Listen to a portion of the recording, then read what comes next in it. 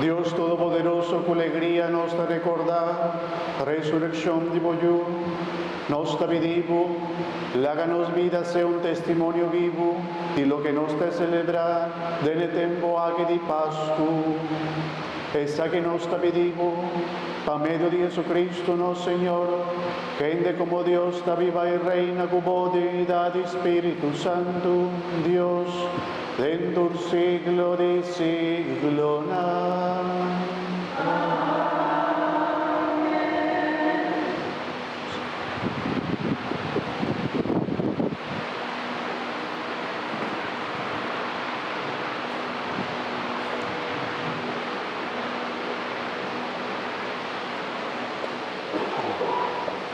Dios derramado Espíritu Santo también revesla doble.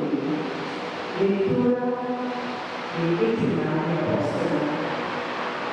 Desde el tiempo allá, Pedro abrió la casa de Cornelio, centurión romano, que se abate contra Pedro.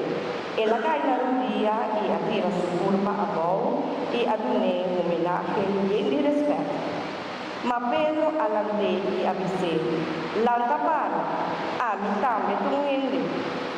Después Pedro avisa, en verdad, ahora me está comprender que Dios no hace distinción de persona, mas que Él está aceptar tu rende de cualquier nación nanta, para respetar y practicar justicia.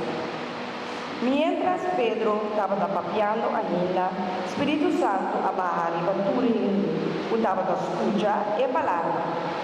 Eu digo na creyente que acompanhar Pedro a queda para e mira que Deus a drama, donde Espíritu Santo também reveslan pagano. E companheiro de Pedro estava atento na papia de língua estranha e não estava a glorificar a grandeza de Deus.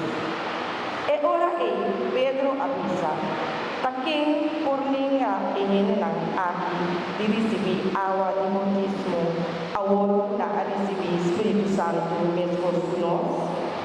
E ela ordena para batizar em nome de Jesus. E ora não pedir para que da pouco dia mais cerca da palavra de Deus. Nos alabamos, Senhor.